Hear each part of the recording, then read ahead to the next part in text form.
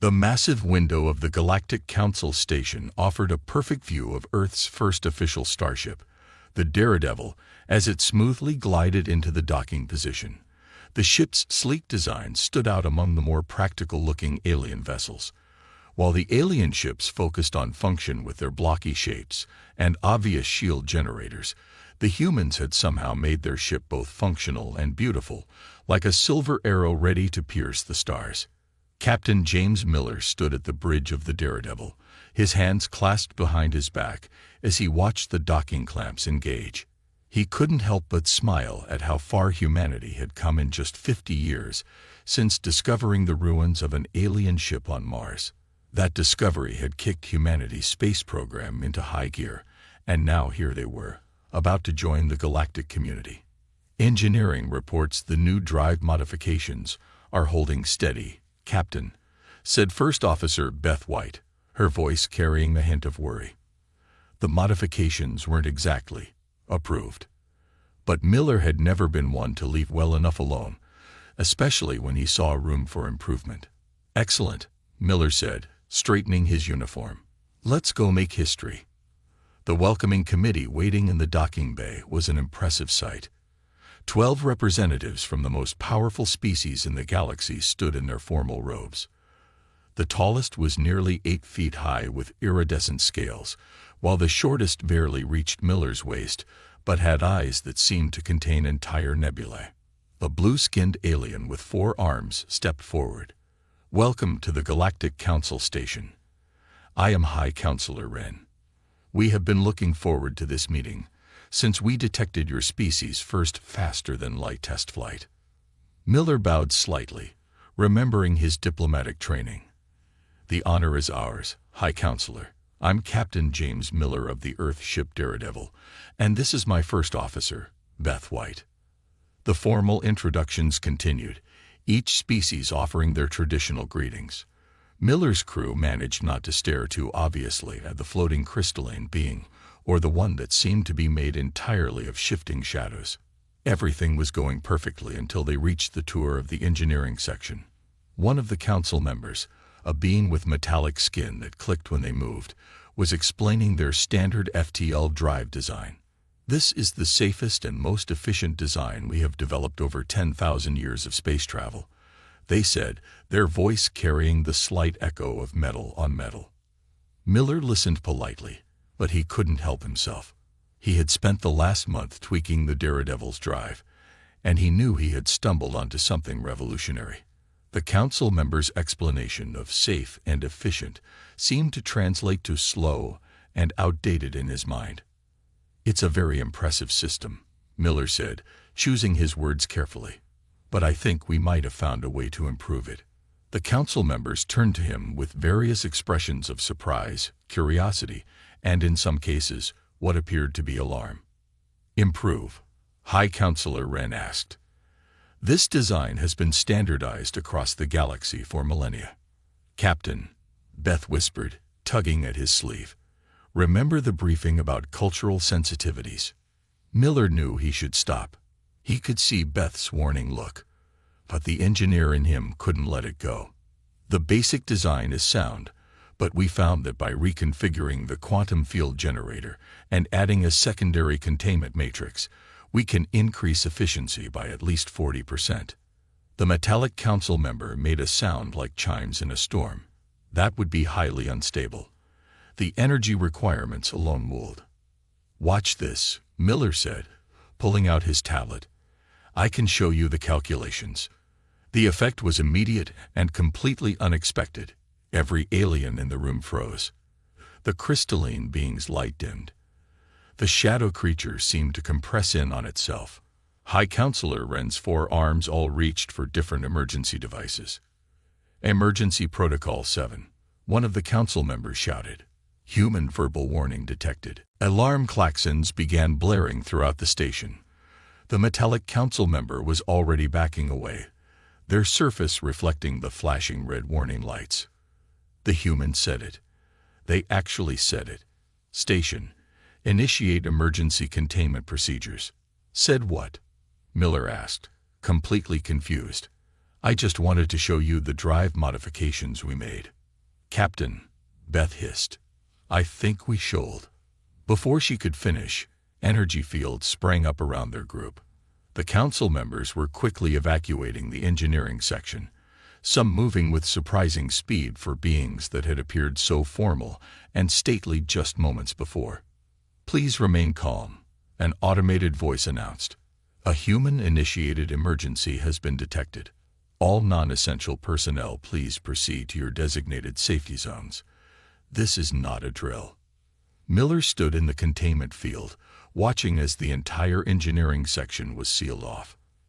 His tablet was still in his hand, the drive modification calculations glowing innocently on the screen. Beth, he said slowly, I think I might have made a diplomatic incident. You think? Beth replied, but there was a hint of amusement in her voice. Although I have to admit, I've never seen a group of diplomats move that fast. It took 3 hours for the situation to be resolved. The council members insisted on reviewing Miller's modifications from a safe distance, using remote drones to examine the data. To their evident surprise, the calculations checked out.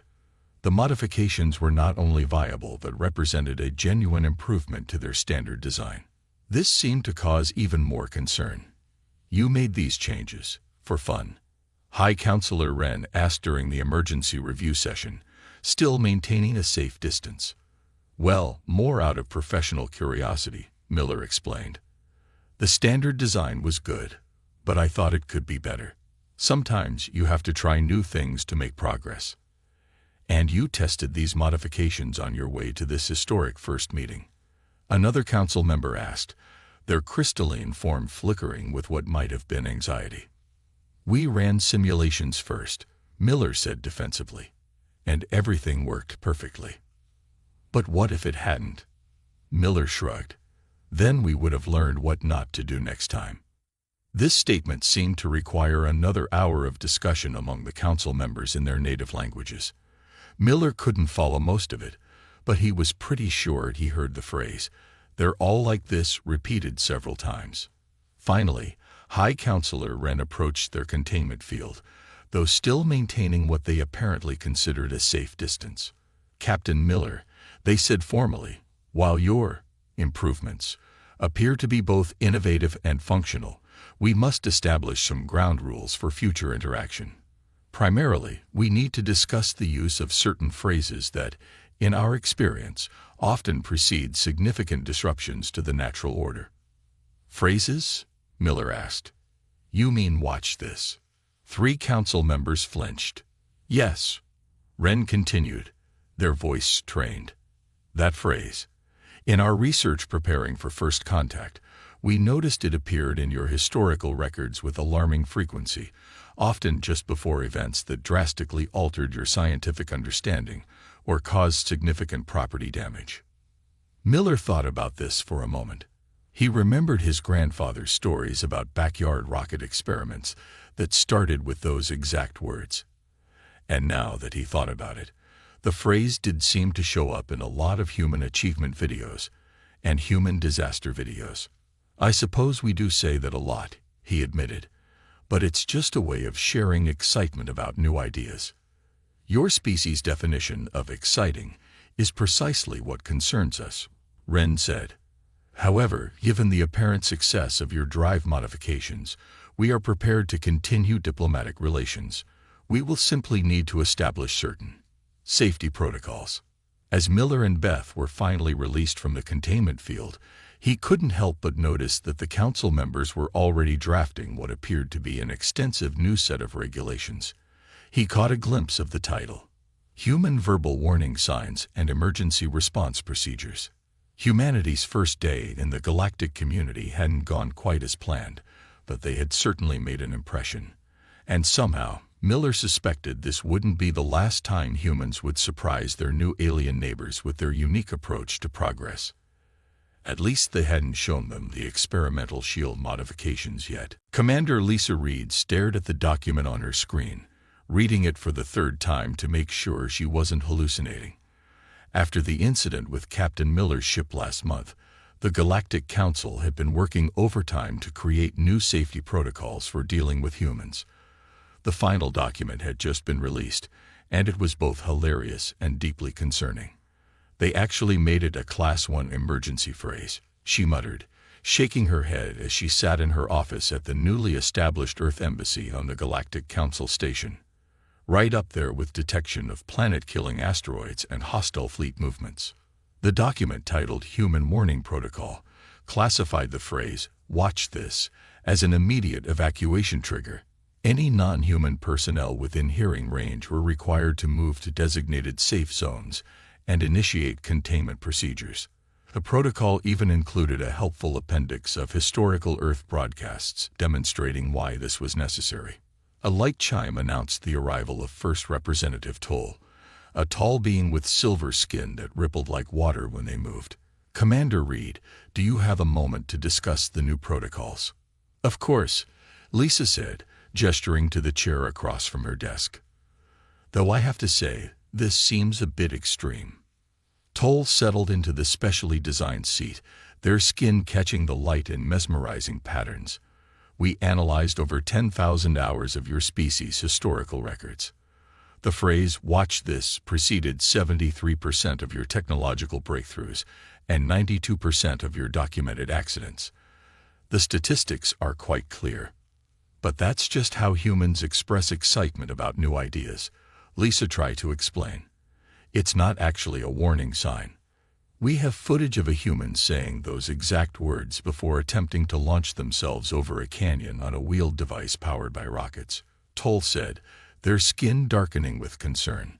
"Ah, you found those videos." Lisa winced. "But you have to understand, that's how we learn and innovate. Sometimes you have to try crazy things to make progress. Like the incident last week in Laboratory Section 7.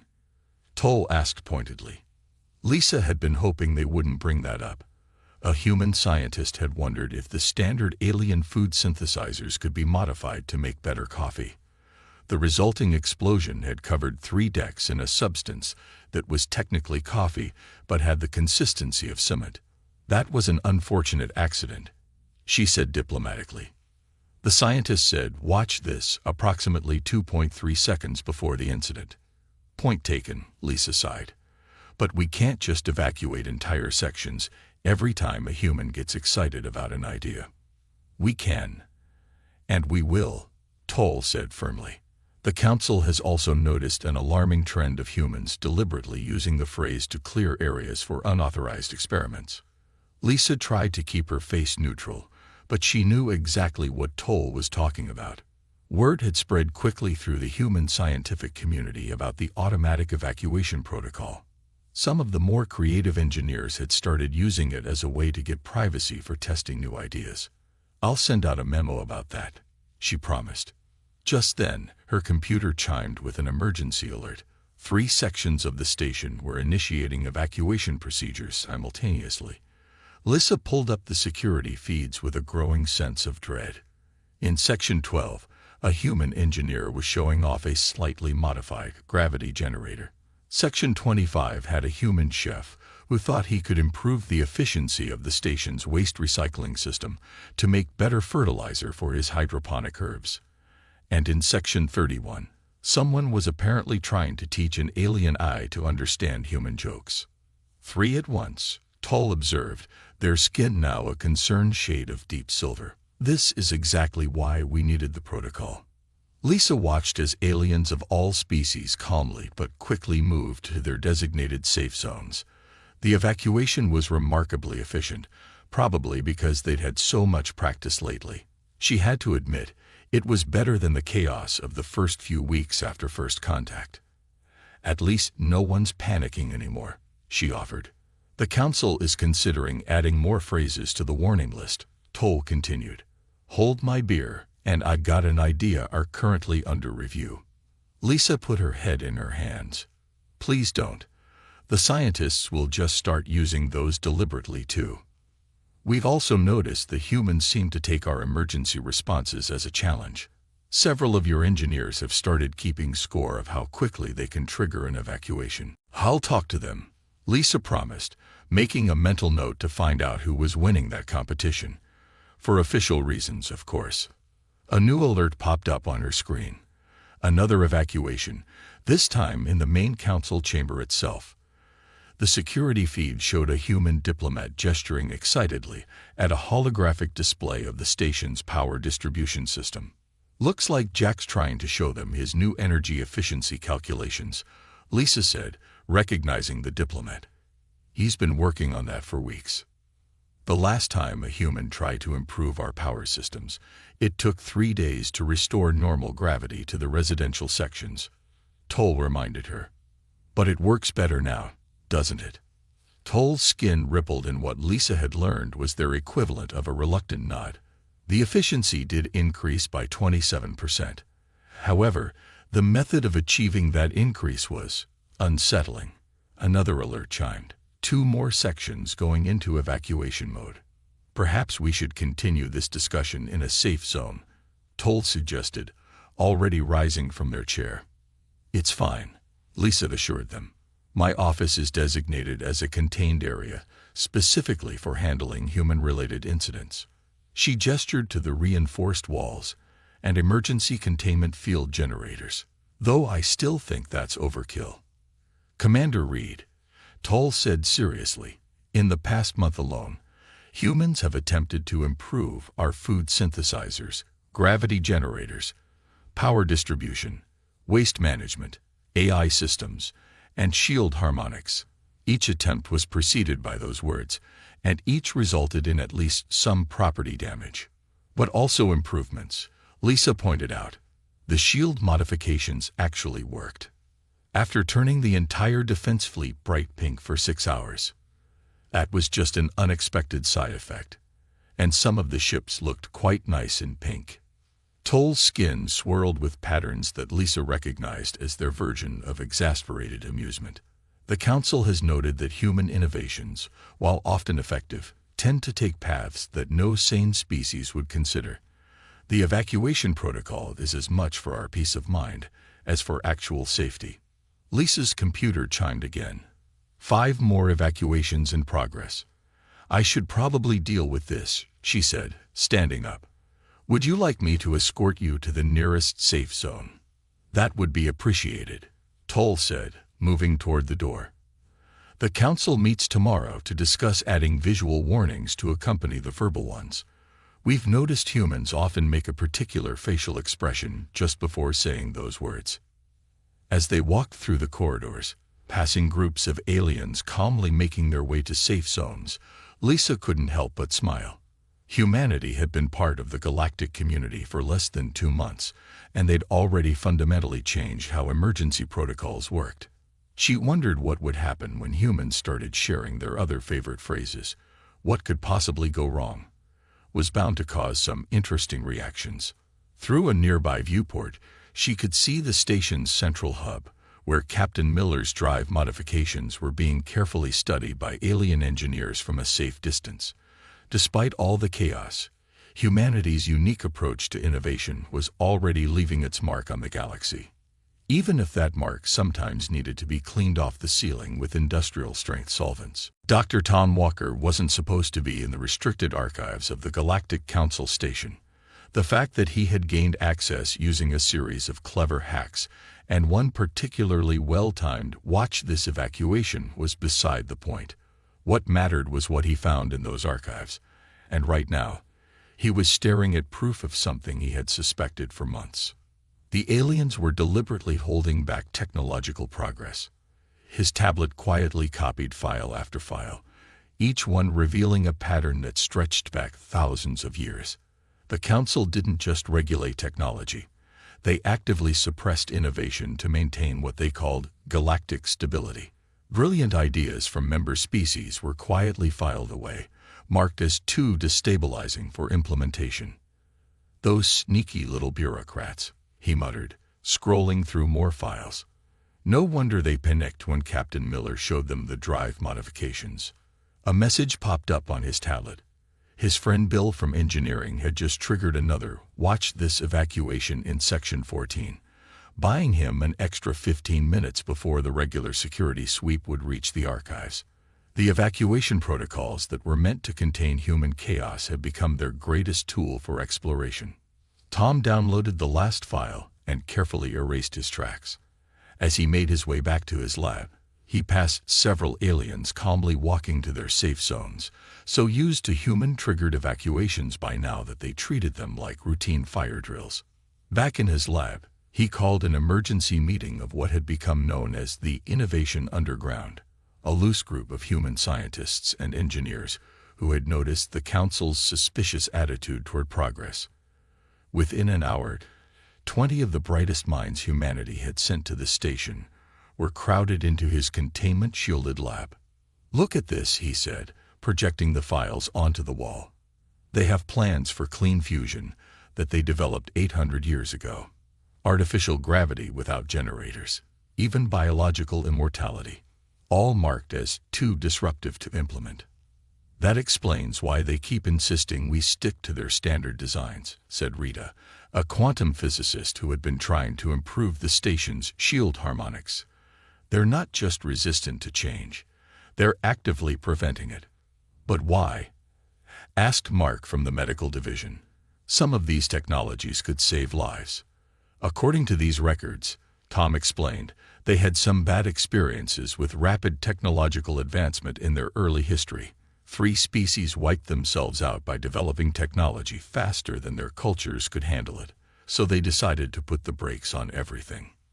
"Well, that's not happening anymore," Rita declared. "Not now that we know about it." The group spent the next hour planning. They couldn't directly confront the Council. That would just lead to more restrictions. Instead, they needed to prove that innovation didn't have to be dangerous. Well, not too dangerous, anyway. Over the next few weeks, the human scientists launched what they privately called Operation Watch This. They began making carefully calculated improvements to various systems throughout the station, using the evacuation protocols as cover for their work. Rita modified the shield harmonics to create a self-repairing system that was 40% more efficient. She did turn half the station's windows temporarily translucent in the process, but the improvement was worth the brief embarrassment of everyone being able to see each other's quarters. Mark revolutionized the medical bay's diagnostic systems by combining 3 different alien scanning technologies that the Council had deemed incompatible. The resulting device could detect illnesses before they showed symptoms, even if it did occasionally give its readings in the form of interpretive dance. Bill managed to improve the station's waste recycling efficiency by 200%, though the less said about the testing phase, the better. The Council was still trying to figure out how he had temporarily turned all the station's water into a substance that tasted exactly like premium coffee, but contained no actual coffee molecules. The Council noticed, of course. How could they not? But every time they investigated, they found that the improvements were already integrated into crucial systems. Removing them would cause more disruption than leaving them in place. What really caught their attention, though, was how other species began to react. A group of younger aliens started hanging around the human sections, watching their work with increasing interest. Soon, there were quiet requests for collaboration, for explanations of human testing methods, for insights into what they called controlled chaos theory. "Did you see the new coffee machine in Section 8? Tom asked during another underground meeting. "The one built by that young crystal engineer." "You mean the one that makes drinks that let you temporarily understand any language?" Rita grinned. "I heard it blew up 3 times before they got it working." "They're learning." The Council was not amused. They began installing more monitoring systems, increasing security patrols, and adding new phrases to the evacuation protocol. "I've got an idea. What if we, and theoretically speaking, all became emergency triggers?" The humans adapted. They started using coded phrases, hand signals, and in one memorable case, interpretive dance to communicate their intentions. The evacuation protocols became an elaborate game of cat and mouse, with humans finding new ways to trigger them, and the Council constantly updating their regulations. Then came the day when Tom found something in the archives that changed everything. Hidden in the deepest restricted files was information about an ancient threat, something the Council had been watching with growing concern for centuries. "They're called the Harvesters," he told the group during an emergency meeting. "Self-replicating machines that consume everything in their path to make more of themselves. The Council's been tracking them for generations, watching them slowly make their way through distant galaxies." "Let me guess," Rita said grimly. "The Council's solution is to do nothing and hope they don't come this way." "They have contingency plans," Tom said, "all of which involve sacrificing outer worlds to buy time for the core systems. They're so afraid of disrupting their stability that they'd rather lose whole planets than risk untested solutions." The room fell silent as the implications sank in. Humanity hadn't just stumbled into a galactic community that feared change. They had arrived just in time to witness the consequences of that fear. "Well," Mark said finally, standing up with a familiar glint in his eye, "I guess we better come up with something really good to show them." "Are you thinking what I'm thinking?" Rita asked, already pulling out her tablet. "Operation Ultimate Watch This." Tom grinned. The others nodded, already beginning to plan. The Council had spent thousands of years maintaining stability. But now, with an unstoppable threat approaching and a species that treated impossible as a personal challenge, that stability was about to be thoroughly disrupted. As the group dispersed to begin their work, Tom couldn't help but smile. The Council had been right about one thing. When humans said, "Watch this," it usually meant everything was about to change. They just hadn't realized that sometimes change was exactly what the galaxy needed. And if their solution happened to turn the station's artificial gravity inside out, or temporarily convert all matter into singing purple bubbles, well, that's just how progress worked sometimes. The emergency alert sounded different this time. Instead of the usual evacuation tone that everyone had grown used to hearing whenever a human had an idea, this alarm had a deep, resonating quality that made the station's walls vibrate. In the main council chamber, the massive holographic display showed a sight that made even the most composed alien representatives break their careful diplomatic postures. The Harvesters had arrived decades ahead of schedule. Engineer Mike Thompson stood at the back of the chamber, watching as the council members argued in their various languages. The translation system was struggling to keep up with their panic, creating a chaotic mix of overlapping voices all saying essentially the same thing. "We're not ready." The display showed the Harvester swarm moving through the outer systems, converting entire planets into more of themselves. Their traditional cube-shaped ships might have seemed almost boring, if not for the way they efficiently stripped whole worlds bare in days. "The containment fleet reports a complete failure to slow their advance," announced High Counselor Wren, their four arms moving in patterns that reflected their distress. "The standard defense protocols are having no effect." "Perhaps if we implement the evacuation plan for the outer systems," suggested one of the crystalline representatives, their structure flickering with anxiety. Mike had been studying the Harvester data ever since Tom Walker had discovered it in the archives. He'd run hundreds of simulations, testing crazy idea after crazy idea. And now, watching the Council prepare to sacrifice billions of lives in a fighting retreat, he knew he couldn't stay quiet any longer. He stepped forward, his movement drawing attention in the panic-filled chamber. "I have an idea," he said, reaching for his tablet. Several council members immediately began moving toward their designated safe zones. "This is not the time for human experimentation," Wren said firmly. "We need to implement our established contingency plans." "Your established plans will get everyone killed," Mike replied. He pulled up his simulations, trying to project them onto the main display. "But if we combine your stable tech base with some human-style innovative chaos, the human is going to say it," warned one of the shadow form representatives, already halfway to the door. Mike took a deep breath. He knew what would happen when he said the next words, but they needed to hear this. "Watch this," he declared. "I have a solution." The chamber erupted into action. Emergency containment fields sprang up, safe zones filled with retreating council members, and security drones moved to contain what they assumed would be another human-induced disaster. 3 representatives left so quickly that they forgot their ceremonial headpieces. But Mike had planned for this. He'd worked with Rita from the Shield Harmonics team to set up a special override. His tablet connected to the main systems before the evacuation protocols could fully engage. The harvesters work on predictable patterns, he explained to the now mostly empty chamber, his voice carrying through the emergency communication systems to the safe zones where the council members were hiding. They can counter any standard attack because they've seen it all before, but they've never encountered human chaos theory. He pulled up his simulation, showing how the harvesters' cube ships moved in perfect mathematical formations. Look at their ship movements. Everything they do is based on precise calculations and perfect efficiency, which means they have absolutely no defense against complete irrationality. Are you suggesting we fight them with nonsense? Asked a council member through the comm system. Exactly. Mike grinned.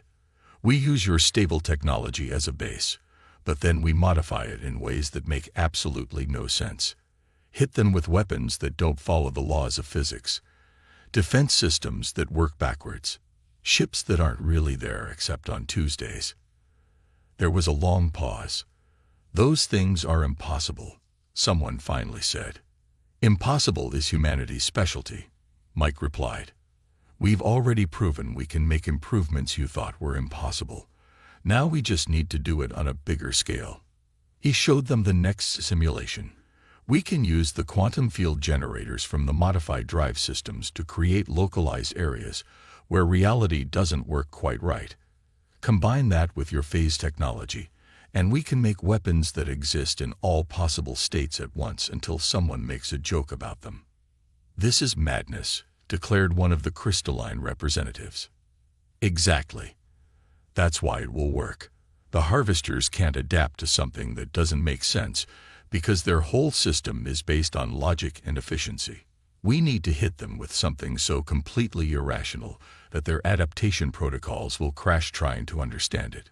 To demonstrate, he activated a small device he'd built. A section of the council chamber briefly turned inside out without actually changing position, then filled with a substance that was simultaneously liquid, solid, and a small duck. And that's just a prototype, he said proudly. Through the containment fields, he could see some of the younger alien representatives watching with interest. They had been working with humans long enough to start understanding that sometimes the craziest solutions were the best ones. The humans' plan is dangerous and completely untested, said High Counselor Wren from their safe zone. Yes, agreed Mike, but your tested and safe plans aren't working. The harvesters are coming, and they're not going to politely wait while we try the same old strategies that failed to stop them before. He showed them another simulation, this one demonstrating how the harvesters' perfect cube ships would react to encountering spaces where the normal rules of reality took a coffee break. Their adaptation protocols would try to compensate, fail to find a logical solution, try again with different parameters, fail again, and eventually lock up completely. We can't beat them with logic, Mike explained, but we can absolutely defeat them with carefully weaponized nonsense. Humanity's greatest strength is that we don't always make sense, even to ourselves. And now that's exactly what the galaxy needs. A new alert sounded. The harvesters had just consumed another system, converting 3 planets and their moons into more cube ships. We're running out of time, Mike said. You can either stay in your safe zones and watch the galaxy be consumed by space Roombas with delusions of grandeur, or you can help me implement the craziest defense strategy in galactic history. There was a long moment of silence.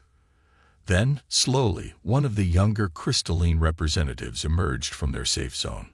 I helped design the coffee machine that teaches languages, they said.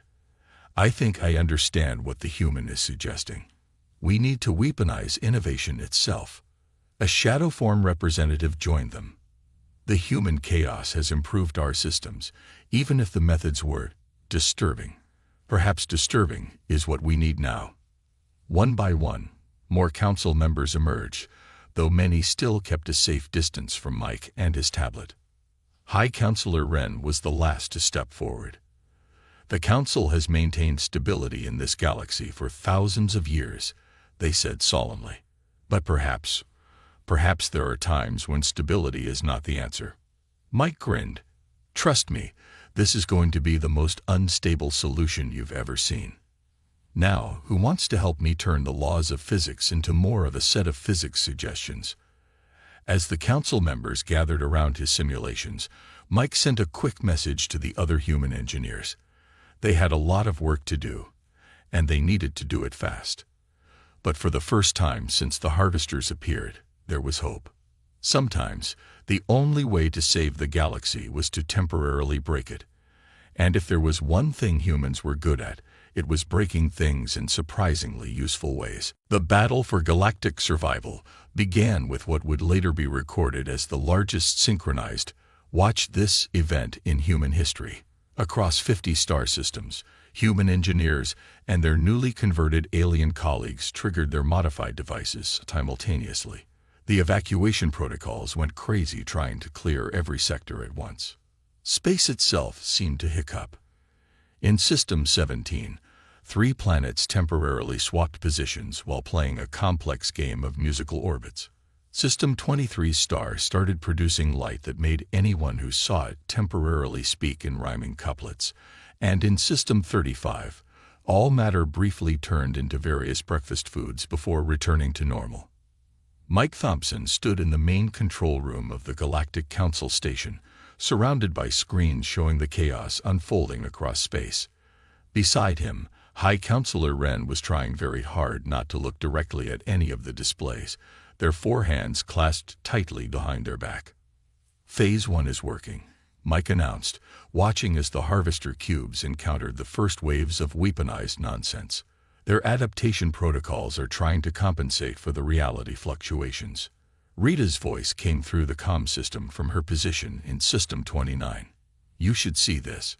The cubes are trying to maintain their perfect geometric shapes while passing through spaces where geometry doesn't work the same way.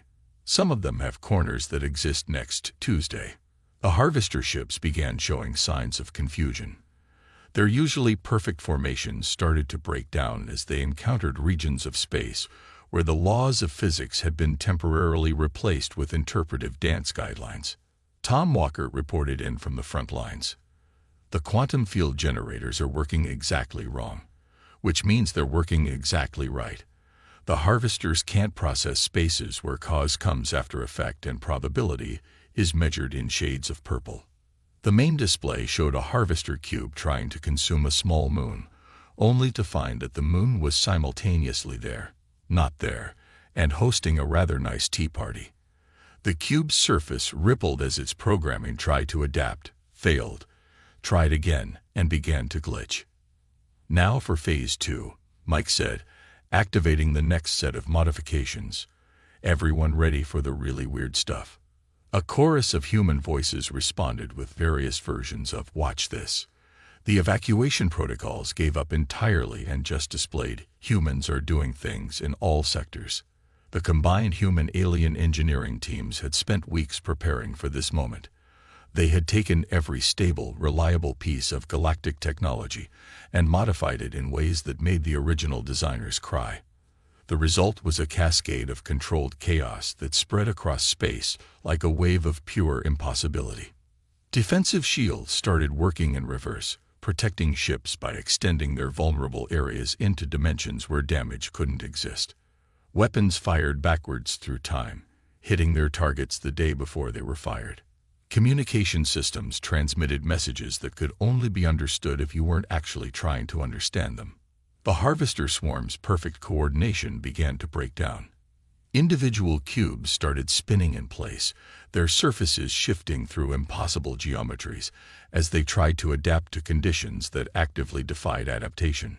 Some of them attempted to consume nearby matter only to find that matter had temporarily retired and left a strongly worded note about coming back later. Their central control network is overloading, reported one of the crystalline engineers who had helped design the Chaos Cascade. They cannot maintain swarm coherence while experiencing 17 different versions of reality simultaneously. Mike nodded, checking the readings on his tablet. Time for the final push.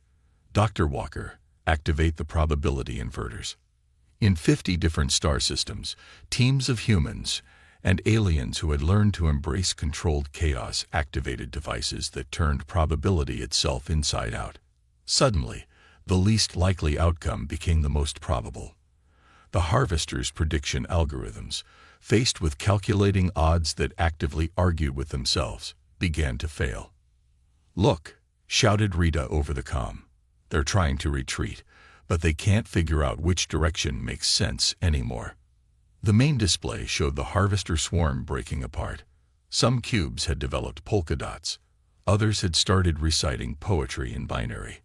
A few had apparently decided to become interpretive dance critics and were writing strongly worded reviews about the aesthetic qualities of nearby asteroid fields. Then, in a cascade of physics-defying effects, the swarm's central control network finally crashed. Without their perfect coordination, the individual cubes couldn't maintain their complex replication protocols. They began to dissolve into clouds of confused nanomachines that couldn't remember if they were supposed to be cubes, hypercubes, or participants in an improvised comedy show. "We did it," Mike exclaimed, turning to High Counselor Wren. "The power of weaponized nonsense prevails." Wren was staring at the displays with an expression that suggested they were seriously reconsidering every decision that had led to this moment. "You defeated an ancient threat that has consumed countless civilizations by breaking the universe." "Only temporarily," Mike assured them. "Most of the effects will wear off in a few days. Though System 23 might keep rhyming for a week or two, and I'm not entirely sure when that one planet will stop being made of waffles." Reports began coming in from across the affected systems. The Harvester threat was completely neutralized. Reality was slowly settling back into its usual patterns, though with some interesting new quirks. Several alien species were already studying the after effects, talking excitedly about the scientific possibilities of controlled chaos theory. In the days that followed, the Galactic Council held an emergency session to discuss the implications of what had happened. The chamber was packed, though some representatives still instinctively moved toward the safe zones whenever a human stood up to speak. "We must acknowledge," High Counselor Wren announced, "that our policy of absolute stability nearly led to our destruction. The human approach to innovation, while terrifying, has proven its worth." The Council voted to create a new department, the Bureau of Controlled Chaos and Innovation. It would be tasked with finding a balance between stable progress and revolutionary changes. Humans would work alongside aliens who had learned to appreciate the value of occasional nonsense. They also voted to maintain the Watch This evacuation protocols, but with a modification. Now, when humans said those words, others could choose to either move to a safe zone or stay and witness whatever impossible thing was about to happen. As Mike left the council chamber, he found a group of young alien engineers waiting for him. They had questions about chaos theory, impossible modifications, and the proper application of randomness in technological development. "The first rule of human innovation," he told them with a grin, "is that sometimes the best solution is the one that sounds completely ridiculous at first. The second rule is to always have a containment field ready, just in case." The station's AI interrupted with an announcement. "Attention all personnel. Humans are attempting to improve the station's coffee machines again. Please note that safe zones are available, but not mandatory. Current probability of physics violations, 73%. Chance of temporary transformation into breakfast foods, 12%. Possibility of gaining the ability to taste colors, unknown but likely."